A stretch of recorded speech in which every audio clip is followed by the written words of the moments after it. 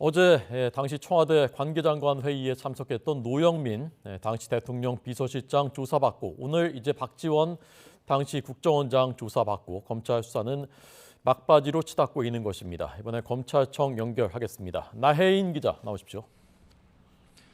네, 서울중앙지방검찰청입니다. 네, 조금 전에 이제 현장에서 보셨을 텐데 오늘 박지원 전 국정원장 조사는 어떤 부분에 집중될 것으로 보입니까?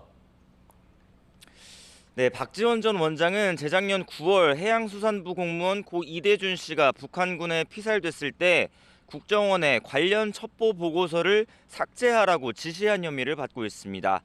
반년 가까이 이번 사건을 수사해온 검찰은 박 전 원장이 지난주 구속 기소된 서훈 당시 국가안보실장 등과 첩보 삭제를 공모했다고 의심하고 있습니다. 따라서 당시 청와대 관계장관 회의에서 안보실과 어떤 논의를 했는지, 국정원에서 관련 보고서가 삭제된 경위는 무엇인지 집중적으로 추궁할 것으로 보입니다. 조금 전에 보신 대로 박 전 원장은 검찰청에 들어가는 길에 취재진 앞에서 자신은 문재인 전 대통령이나 서훈 당시 안보실장을 비롯해 어떤 누구에게도 지시를 받은 적 없고 국정원 직원들에게 첩보 삭제 지시도 한 적 없다는 기존 입장을 되풀이했습니다. 검찰이 묻는 말에 성실히 답하겠다면서도 자신은 국정원을 개혁하러 갔지 무엇을 삭제하러 가진 않았다며 오늘 자신을 조사함으로써 더 이상 개혁된 국정원을 정치의 장으로 끌어들이지 않기 바란다고 말했습니다. 박 전 원장은 지난 7월 자신이 몸담았던 국정원에서 고발됐습니다. 국정원이 자체 조사를 해봤더니 직권남용 등의 혐의가 발견됐다며 직접 전직 원장을 겨냥해 고발장을 냈습니다.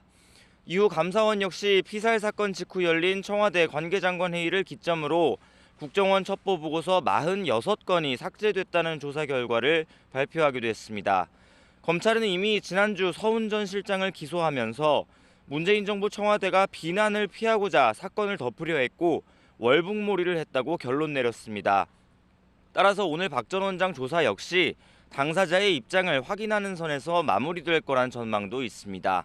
어제 검찰 조사를 받은 노영민 전 대통령 비서실장도 이른 저녁에 비교적 늦지 않은 시각에 귀가한 것으로 전해졌습니다. 노 전 실장 역시 다른 문재인 정부 고위직처럼 첩보 삭제나 월북몰이 같은 검찰의 주장은 근거 없는 보복이라는 입장을 고수하고 있습니다. 지금까지 서울중앙지검에서 전해드렸습니다.